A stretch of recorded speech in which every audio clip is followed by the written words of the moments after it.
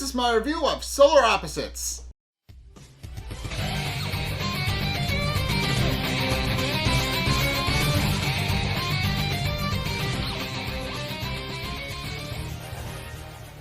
Okay, so Season 2 of Solar Opposites came out while I was reviewing other stuff, so I'm going to be doing that now because you guys liked Solar Opposites Season 1, so I figured I would review Season 2 for you guys.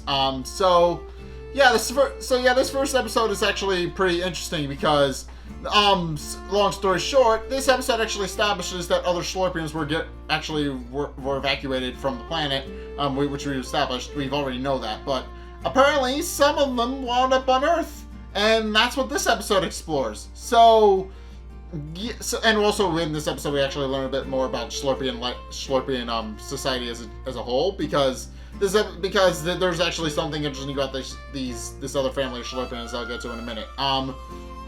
And so it starts off with Korvo having successfully repaired the ship, and they're planning to take off.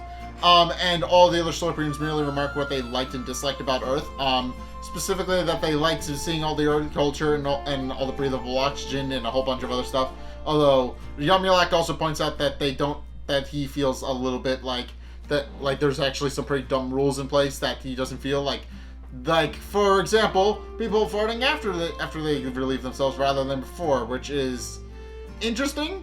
It's just a dumb little joke, but in any case, as they're about to take off, Korvo notices that Jesse is actually eating some olive-flavored M&Ms, which are apparently a thing, or maybe just a joke about the fact that M&Ms just kind of come with some weird stuff in them, like peanuts and a couple of other things. But basically, it's just a joke. Basically, it's just a joke about M&Ms, and Korvo quickly throws them overboard, pointing out that any additional mass would actually throw them off, and they'd be unable to take off. And with that, he throws the entire bag of M&Ms out of the ship's airlock. At which point he proceeds to set up to take off. And then while he's there, he also calls up a guy named Matthew, who we never actually see, who he ultimately belittles over the phone, pointing out that he doesn't like them very much, and that apparently he has a restraining order against him. But he just kind of calls him because he figures he's leaving Earth, and he's never gonna see him again. He might as well. Only for the ship to suddenly crash because apparently Terry actually brought a whole bunch of other stuff with them that he wasn't supposed to.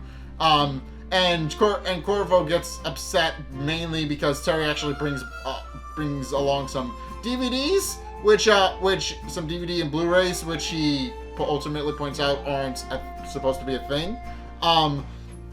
He basically brings them because he doesn't know what kind of DVD player that the hotel will actually have, only for Korvo to point out that there's not going to be a DVD, and that that they're actually going to an uninhabited planet. So yeah, Terry just kind of screwed over their mission because he's an idiot. So yeah, Terry is kind of a little bit dumb, but in any case, with them now stuck on Earth, and also apparently after spending a whole year repairing the ship, which is apparently however long it took for them to repair the ship, which is a little awkward, but it's been a year later, and they're still the same place they were a year ago. So yeah. But in any case, after trying to figure out how to actually repair the ship, Korvo actually finds out that they put the distress beacon in the freezer because Terry pointed out that it was making a lot of noise, and that he actually put it in there to keep it quiet. Only for Korvo to point out that they means that there's another Shlorpian in trouble, and he then plugs it in the ship's computer to try and figure out where the signal is coming from, only to discover that the signal is actually coming from England, and that there's another racist group of Shlorpians on Earth. So they decide to take the hovering platform that was used in the first episode and then never again, which they then make a joke about, to actually go to England. And they also start referring to themselves as the Solar Opposites in this episode, which Korvo points out is dumb, but then immediately says it anyway because he can. So they go to investigate the England and try to figure out where the signal is coming from. Only to discover that the other group of Shlorpians is actually hiding in the sewer and away from prying eyes of people. At which point they're immediately escorted in by the other group of Shlorpians, who reveal that they've forgotten their masks, which which then proceeds to be a joke about the whole COVID-19 thing and how that's still going on. But as it turns out, no, they're actually wearing masks that to basically hide their face so that they can actually sneak around town and loot trash and a whole bunch of other things that they can't do while humans are up on the surface. Pointing out that they're kind of a little bit paranoid about the fact that they might be experimented on. And Korvo merely tries to cover up the fact that they've been kind of living without masks for an entire year, but pointing out that they've just kind of been up on the surface. But Terry and Jesse don't really help matters. And also during this we actually find out that they actually left they actually leave Yumyulack behind. So yeah, they left Yumyulack behind. He's kind of just at the house doing his own thing. He actually invites the cool kids over to go to a sleepover, and the bullies actually point out that they've actually changed in leadership and actually agreed to do that, pointing out that they'd be more than happy to come over to a sleepover.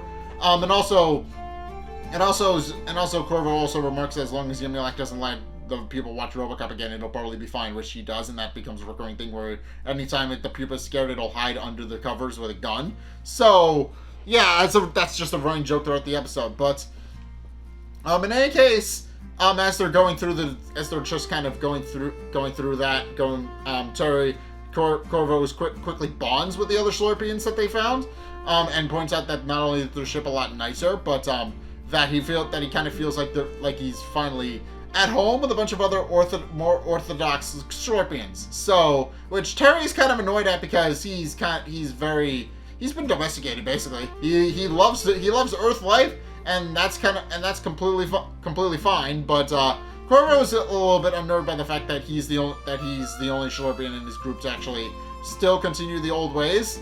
And after they leave, Korvo is quick to point out that they kind of slacked off on practicing their Shlorpian faith a whole bunch, and points out that they need to work harder to actually feel like a proper Shlorpian unit. But Terry is quick to point out the flaw in that, mainly that Korvo is just as domesticated as the rest of them. He's been doing a bunch of Earth stuff as well, and it's a miracle that Korvo's still kind of a true Shlorpian at heart at all. Which causes Korvo to kind of run away from home, pointing out that he feels like the rest of the people aren't taking him seriously, and then leaves with his stuff to go back to live with the other group of Shlorpians.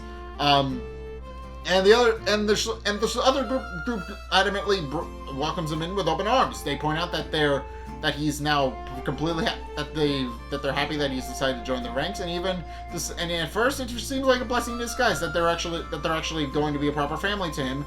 And when they also ask him if his old unit is okay with him being there, he points out that things will probably be fine without him. Only for the other Shlorpians to quickly make a bunch of really dumb and stupid decisions. Namely, they sign up for Boost Mobile.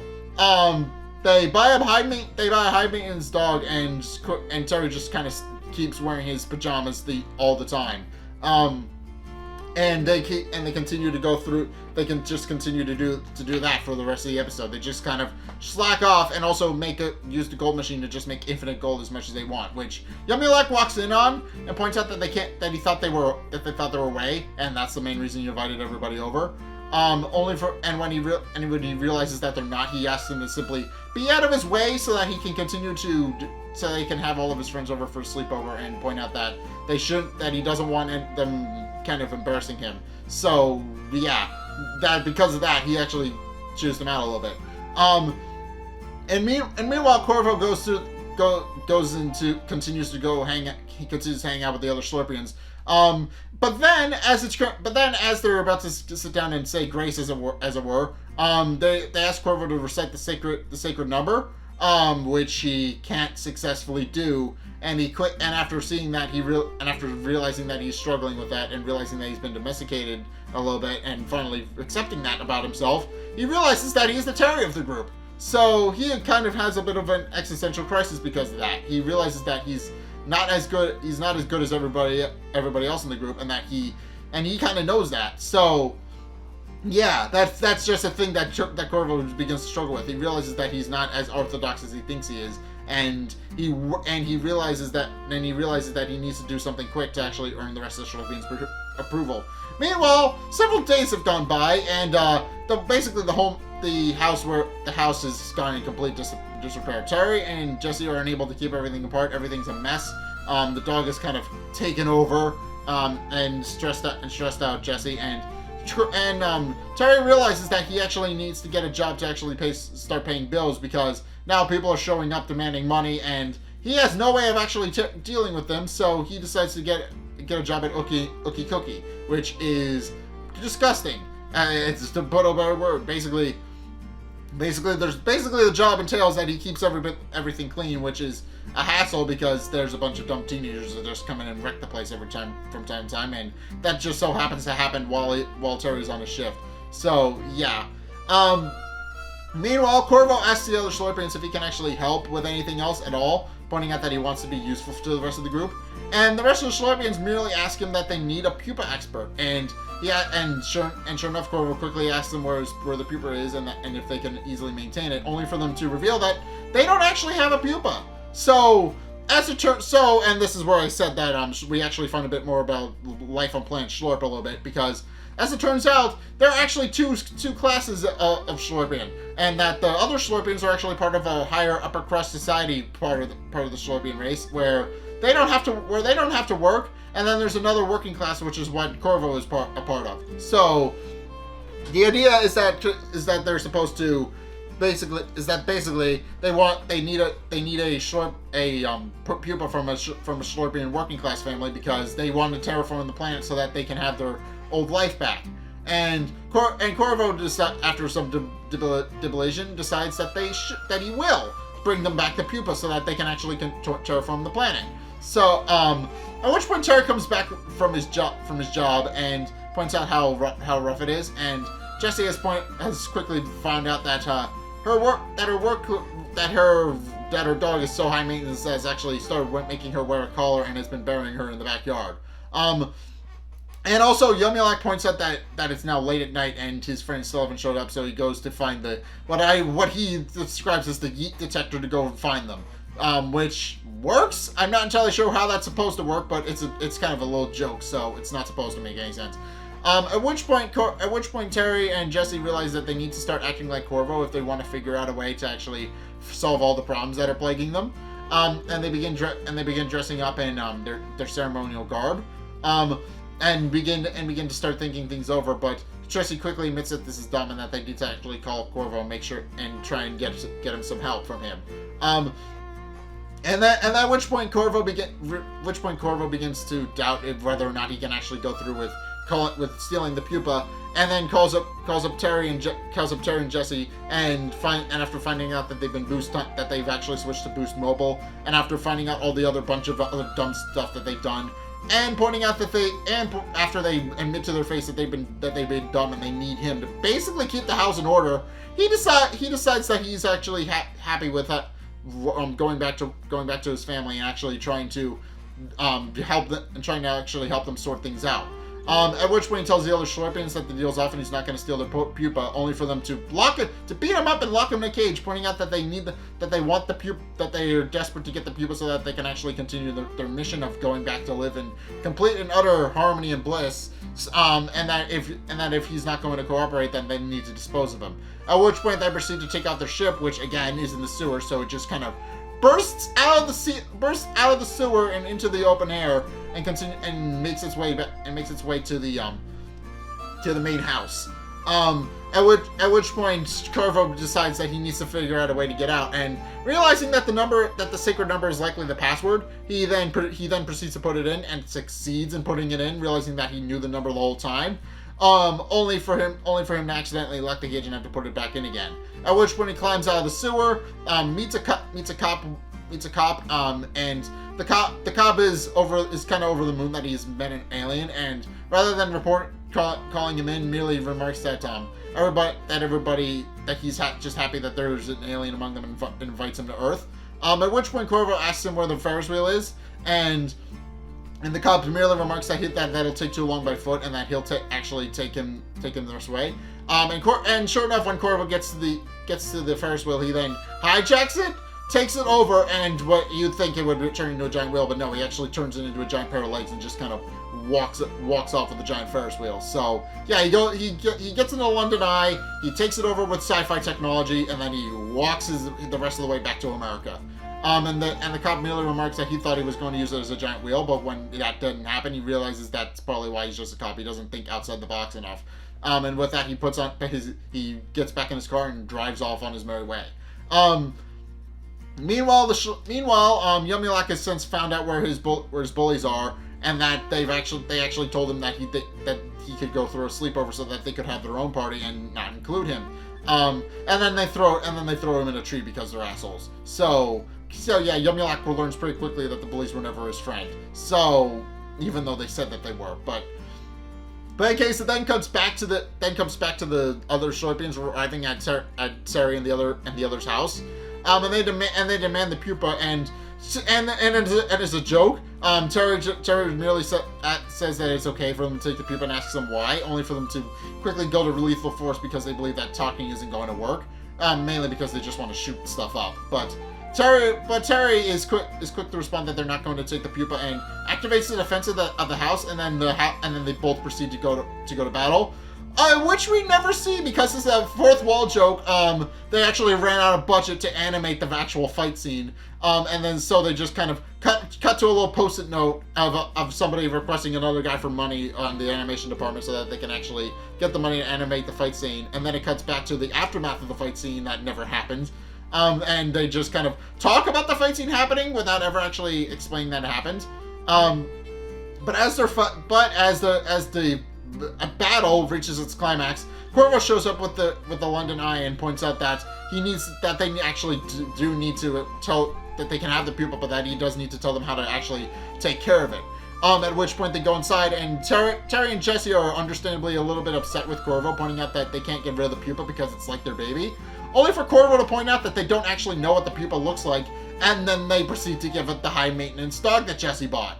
So, and then proceed to tell them how to take care of a dog, with them not realizing that that it's not actually a pupa. And also they tell him that every time it barks they have to punch himself in the face, which they do way later.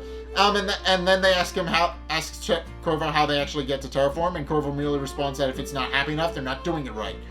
So they then proceed to leave and go spend the rest of their days actually taking care of the dog to actually make it happy forever, so that they can actually terraform the planet with their pupa, which doesn't work. So yeah, it ends with just kind of ends with the other Shlorpians just kind of leaving with a pupa that they think is a pupa and don't realize isn't actually a pupa. But in any case, Yumyulack actually comes back to the house and declares that he's going to wipe all of his bullies off the face of the earth with his satellite that he apparently has. But as he's about to blast them with a laser from space and effectively nuke them from orbit, a guy named Daryl actually shows up, a kid from Yumyulack and Jesse's high school, and Jesse and Yumyulack and Daryl actually hit it off because, as it turns out, Daryl is just exactly like Yumyulack. He finds all of Yumyulack's habits to be kind of cool, and actually decides to be fast friends, and then he stays for dinner. And as Korvo is preparing dinner, he declares that he's learned one thing from everything, and that's to be even more orthodox and over the top Shlorpian, so that he doesn't feel like he's a domesticated Shlorpian ever again. Which Terry points out is dumb, and they then proceed to bicker and argue with Daryl and the replicants laughing behind their backs because they find it to be amusing. But yeah, so that's the first episode of this season. But so. Yeah, long story short, this episode just sets up that not only are other Shlorpians out there in the universe, and that some of them are on Earth, which we've already seen, but the idea is that, but basically, long story short, is that this episode showcases that there are indeed two classes of Shlorpians. There's the higher up, upper crust Shlorpians, which we meet in this episode, and who are basically rich. And then the working class Shlorpians, which are Korvo and his family. So, yeah. There was apparently a secret hierarchy to the planet Shlorp, and we didn't know this entire time until this episode. So, yeah, long story short, that's what this episode is. It just sets up that it just makes Korvo feel inferior about the fact that he's not as dedicated a Shlorpian as he thinks he is. And it also sets up that there was actually a caste system on Shlorp before it blew up. So, yeah. Long story short, we know other Shlorpians exist, but now we know that not all Shlorpians were born equal. Some were bred, some live a secret idyllic life, sheltered from from the hardworking class, and then the hardworking class is just a thing that exists, and apparently some are just bred to be working class Shlorpians. So. Yeah, equality for everybody, basically. Jokes aside, but yeah, I did like this episode, and I think it's a good start to the first episode for the rest of the season. But in any case, that's my review of Solar Opposites. What did you guys think? Let's get a discussion going in the comment section down below, or over on my Discord server, link in the description. Anyway, thank you guys so much for watching. If you enjoyed, be sure to like, comment, and subscribe. Also, be sure to follow me on Facebook and Twitter in the description below. And also, be sure to check out my Patreon in the description below as well. It's only a couple bucks a month. It really helps me out, and you guys get access to a bunch of cool perks, and I'm always saying thanks, so be sure to check those out in the description below as well. But, in any case, thank you guys so much for watching, and until next time, I will see you guys in the next video. Peace!